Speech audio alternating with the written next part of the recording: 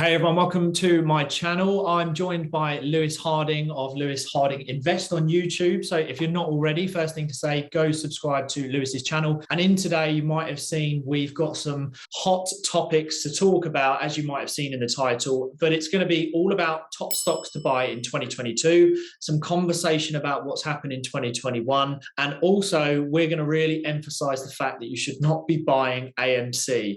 It's dead, it's gone, it's plateaued, it's a flogging a dead horse, and we're gonna talk about this, and we might get some comments, I'm sure. Feel free to comment below. So Lewis, I suppose just for the audience, if you can give a 30-second sort of overview of your channel and what you're about, and then we'll jump straight into the conversation. Amazing. Well, thank you, Aaron. Thank you for having me on today. Yeah, so a bit about me. I'm Lewis Harding Invest, and I talk about stocks on YouTube, over on my YouTube channel, like individual stock analysis videos, usually 8 to 12 minutes long. But then I also do weekly or bi-weekly, like free stocks to buy now, usually UK, my main audience. But yeah, in the future, I will be talking a bit more about crypto and property, but a bit more to talk about. But yeah, that's a brief overview about me. Awesome, cool. Well, the purpose of today's conversation is Lewis and I, we're just going to go back and forth. And for anyone watching, this is kind of, hopefully you'll, I suppose, join into the conversation sitting from wherever you are, and you might relate to some of the things that we say. And, you know, both of us, we're investors, you know, and for anyone watching, if you're involved in the stock market, use, you know, apps trading 212 and you're hand picking stocks, then you know there's been a lot of movement this year, especially in crypto and the meme stock area. You know, people, this is the whole thing, isn't it? People are expecting to become millionaires overnight, and these are conversations we have all the time. And the fact is, there have been people that become millionaires overnight, but you know, we always hear that story, we compare ourselves to that story, but actually we've not heard about the million people that haven't, and a lot of people have actually gone and lost money and are, you know, in quite bad financial situations. So let's talk about meme stocks first. Lewis, what's been on your radar? What's your thoughts? You know, just generally talking about meme stock as a whole, what's your thoughts on it? Yeah, so meme stocks, well, it all started back in end of January, early February, with GameStop and a few other names such as BlackBerry, Nokia, basically like the famous company names of the 2000s. They were the ones which were targeted. And then, yeah, I think it was June, July time, AMC then became the #1 meme stock. But yeah, since then, AMC hasn't really done too much. I know it's hovered around, I don't really know what price it's at now, but it's hovered around a similar price for a good while now. But yeah, going into 2022, I think will be another sector of the stock market / meme stock market, which will potentially do well, which I know we will get into. It's good, isn't it? Because in a way, it's brought, the meme stock has brought a lot of like retail investors to the market. So there's been a lot more people now that are financially aware of personal finance, investing, you know, which is good as a whole. But I mean, it's a bit laughable now, isn't it? I mean, we both have videos on AMC, and kind of the whole ape community that was created is good in the sense of it's brought regular people together who are now aware and who are investing. But at the same time, it's caused a very bullish, sort of very focused on one stock that is a dying company in a day and age where everything is live streamed, investing into a cinema during a pandemic when no one went to the cinema. And it was a stock that was forced, and and you know, we get slated, obviously we kind of went against the grain, didn't we, in our videos, is that it's a stock that is dying and is only being held above water by people basically treading water. You know, it's literally holding that boat up. And I think it's sitting around $38 at the moment, and it's plateaued for a long time. What was it? It had the spike back in, I believe it was sort of June, July time. Yeah. It's not coming back, is it? I mean, if you look at GameStop, you know, you look at the pattern of Volkswagen, VW back in the day in 2008, I think it was. There's a pattern there. The peak has happened, has it not? Yeah, I believe so. Short squeeze is in the name. It's a short amount of time. VW, it happened over a space of a week or a few days. GameStop over a couple of weeks, and then AMC the same. When that short squeeze happens, there's a reason why it's called short squeeze, because it doesn't last very long. So, well, if any AMC apes are watching, yeah, well, I feel sorry for you more than anything. Hopefully you can learn from this mistake and, you know, invest a bit more, you know, be a bit more smart going into the future. But yeah, I'll just agree with you about AMC being a dying company. There's no fundamentals behind it at all. You know, it's a completely dying business. An example of this is a few months ago, the new Cruella film came out on Disney, quite a big blockbuster film, and they just decided, yeah, let's just put it on Disney Plus. So you could suddenly see these new movies now just going straight to the televisions of the users instead of cinemas, and a lot of people will prefer to do that. So that's just an example of AMC, not doing very well. I think also there's a big confusion at the moment, and this is something I've been talking about more frequently, is there's a real confusion around saving, what's investing, and what's trading. And I think people are getting all three mixed up. Saving is very kind of medium term in my eyes. You've got investing is the long term, but that's the term that's used a lot, especially with AMC. I'm invested into AMC. It's actually not investing. People are looking to trade. And for anyone watching, and if you're putting 100 to 300 pounds, dollars, whatever it might be, you're actually trading. You're trying to be a trader because you're looking for that short period in this short squeeze of buying at a low entry price, right? And then hoping to withdraw profits when it peaks, when a spike happens, when there's a higher price. That's trading. And to become a successful trader who knows what they're doing, it takes the level of a degree, if not more. And that's where I think a lot of people are going wrong. And people like you and I, what's happened is we go against the grain on something like AMC, where we're coming from more of a slow and steady wins the race, being diversified, being a little bit more calculated to lower our risk when parting with our money. Whereas I think what's happened, and people don't like it, is they don't like to hear someone say, it's not going to work, it is a dead horse. But because they put so much money into it, they might have refinanced their house, they might be over leveraged, they need it to work. So they start panicking. And if someone turns around to them and says, you're going to lose your money, you're the enemy. And that's what's happened, right? 100%, yeah. People don't like to be called out. I think a lot of people have an issue with being wrong, and being wrong isn't necessarily a bad thing. No one's going to be perfect and just get everything completely right. Especially in investing, you're not going to get every single decision you make correct. You just need to get more correct than you don't. So no, people just don't like to know that. They don't like to be told that they're doing something wrong, and it's quite a big issue. And unfortunately, some people just have to learn by losing money to learn that lesson, and that's very unfortunate. It is, yeah. I mean, that's the thing. People don't like being wrong. That's basically the nail on the head, is especially when someone's over bullish. So if you've gone in and you're committed to it, and there's a difference, isn't there? When you invest, you're aware of the risk. So you're aware you might lose. I think the difference when it comes to these meme stocks, people have been so blinded by what I have to become a millionaire, because that's what I'm reading on social media, I've seen in the news. If you turn around and say that's not a possibility, then it's crushing that dream of, well, hang on a minute, my £2,000-3,000 dollars isn't going to be worth $500,000. Are you kidding me? So people don't like to be told that. So that's kind of the meme stock, especially with AMC. That's what's happening right now, and I'm sure maybe we'll get some comments on that, which everyone's entitled to, but those are our opinions, right? So when the meme stock are absolutely booming, I don't know if you've noticed it as well, is crypto takes quite a bit of a nosedive, and there's this kind of seesaw effect that's been happening, that when meme stocks are taking a bit of a low, we see crypto rise. Crypto's still so speculative, but what's your views on it as an investor into crypto? Like, what's your views and long-term goals? Yeah, it's a very interesting one. I think it does relate very well to the meme stocks about people thinking 100% right. People in the crypto space, a lot of people anyway, not everyone, thinks they are 100% right and crypto is going to the moon, and it always will do. Whereas I'm on the side of caution. I think it's smart to own crypto as an asset class, as a small portion, but have it as a small portion. I personally wouldn't want to have all of my money sat into cryptocurrency because of the volatility. One of the main rules of investing is try not to lose money. Everyone wants to make more money, but protect your money as well. And with crypto, we can go back to 2017. With the Bitcoin, that was the first proper time I saw Bitcoin. I thought, wow, 20,000 for a Bitcoin, but it just crashed afterwards. In March 2020, it happened again because of the pandemic. So these things do happen with Bitcoin, and it happened this year, didn't it? I think it dropped like 50%. So these massive swings up and down just show it's very volatile. It's just very new.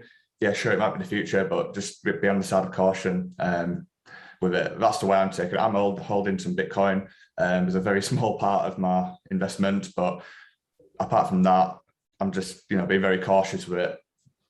Yeah, and do you know what? A conversation I have all the time is when new people come to the market in crypto, I think they have this image of when you invest in crypto, you take like an income from it, or you know where people see the image on social media and they're like, how are they living that life?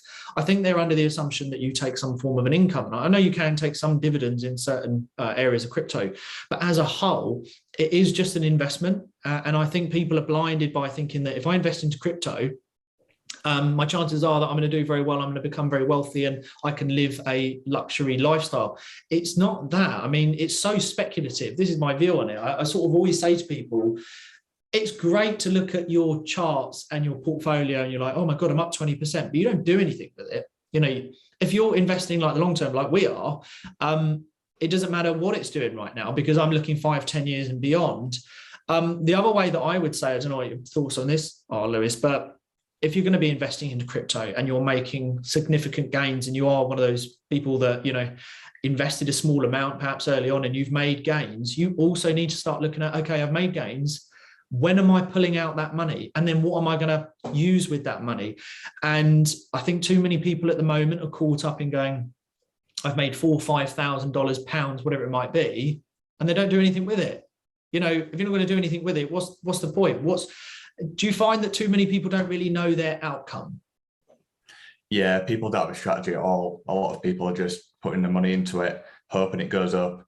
And a big problem people do have is when they've made all these gains, they see it on the chart or their app and they think, oh, it's a really warm fuzzy feeling that they've made these paper gains. They've made the paper gains and it's warm and fuzzy. And then they get the feeling, oh, I don't want to sell because it looks good on the screen. Yeah. Whereas when you're invest into something and divest from something, you need to have your strategy, whether it's, I want to buy Bitcoin at this price and I want to sell at this price. And then you go ahead and do that. And it puts your mind at ease as well. I think it's better for you mentally if you do that as well. Anything you put your money into, know what your plan is, have a strategy with it.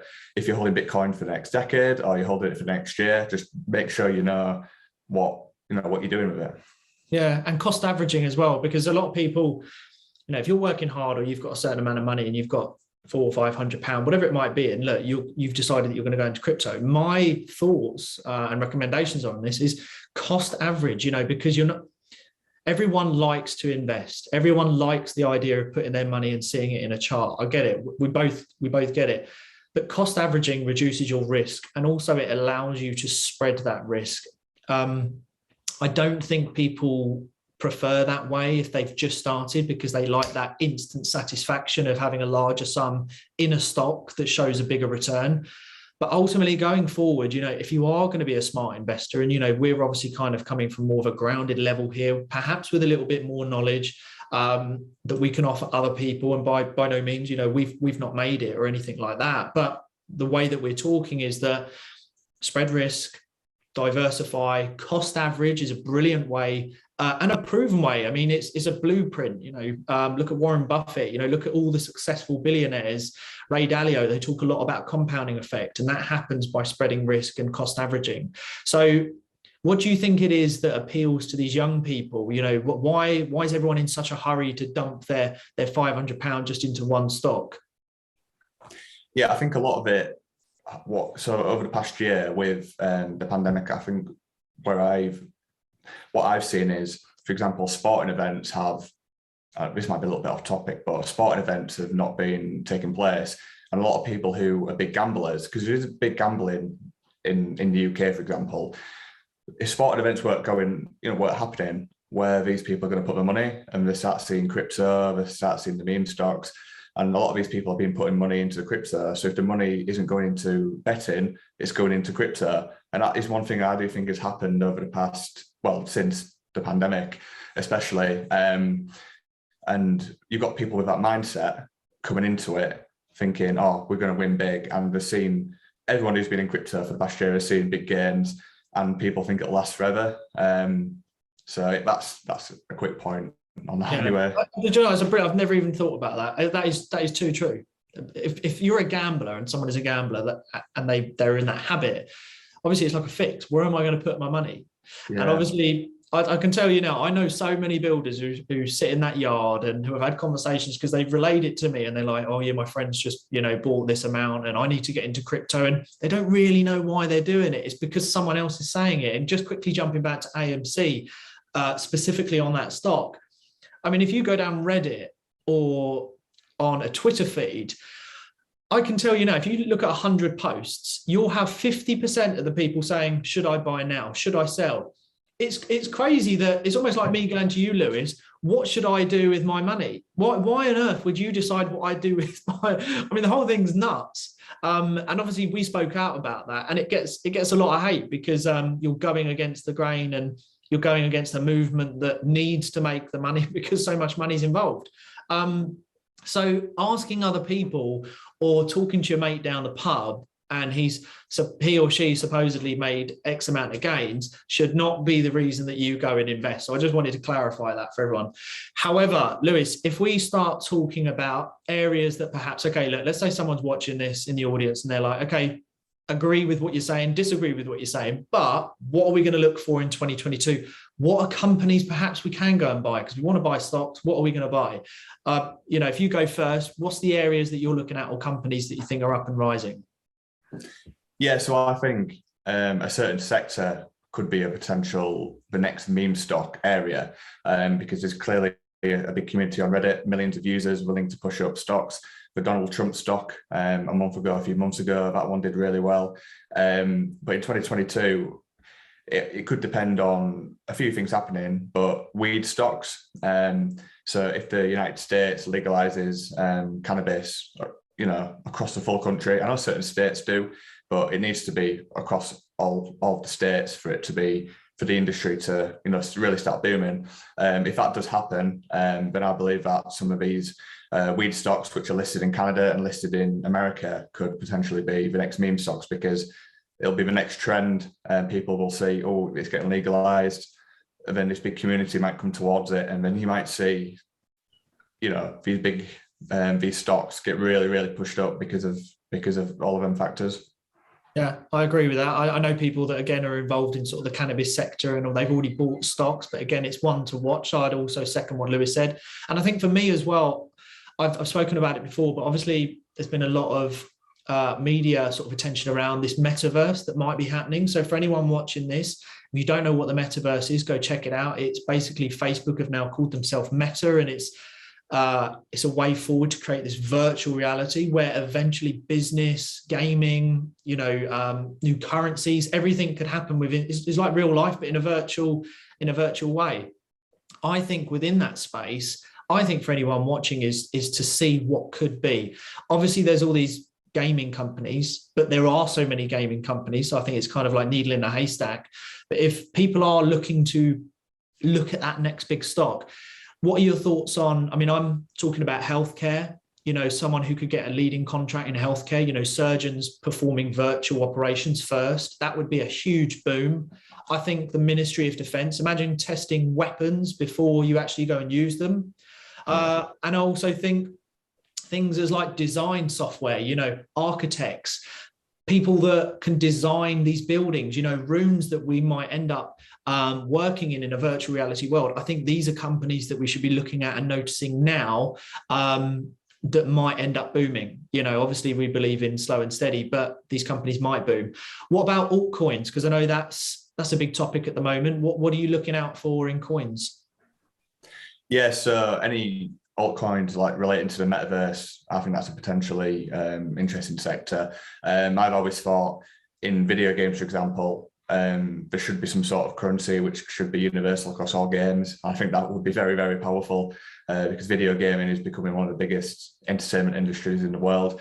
And if you had one or a few coins which you could transfer between games, that would be very powerful. I'm not sure if that's a thing yet, but that's something to maybe look out for. I know Decentraland is quite a popular one right now, and Axie Infinity. I don't know too much about them, but I've seen got a lot of news about them being metaverse cryptos. And then maybe on the NFT space, a coin like Solana, I know it's done very well.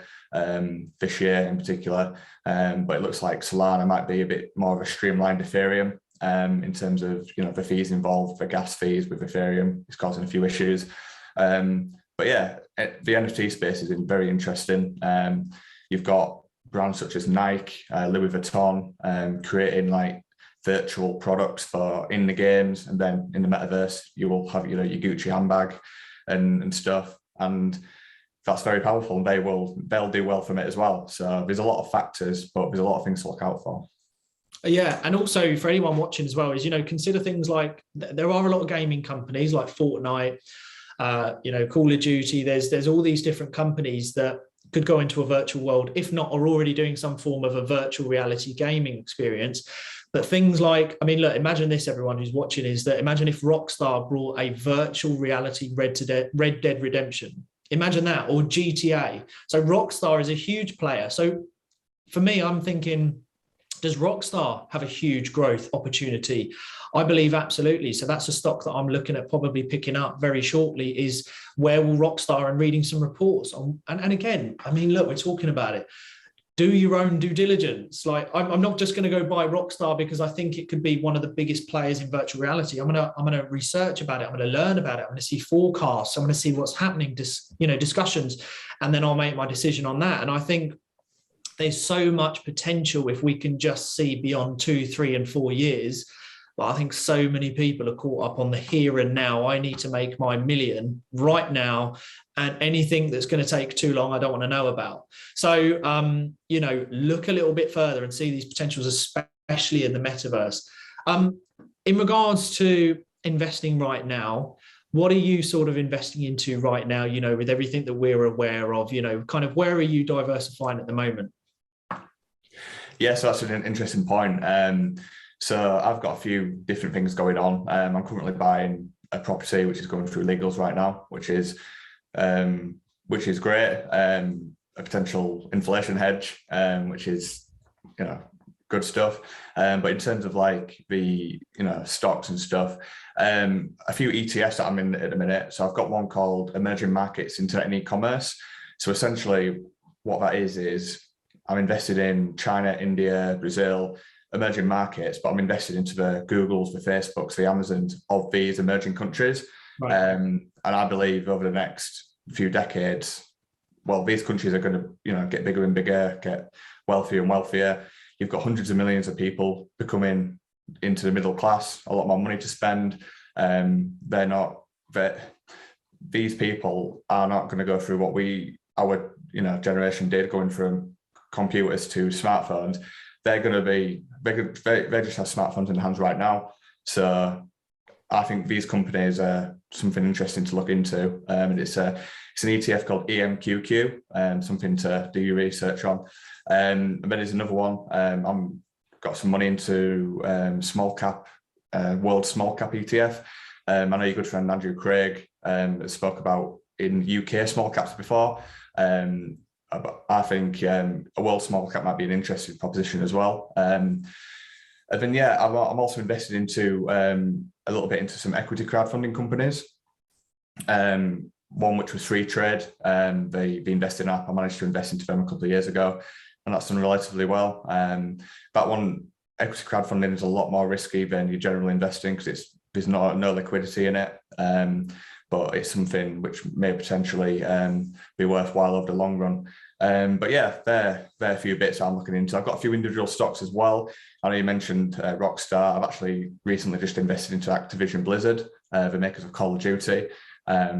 Basically, they have had some, really bad news recently. All sorts of bad stuff going on internally, which has caused the stock price to, over the past, what was it? I think it was 40% since February. It's dropped from its all-time high.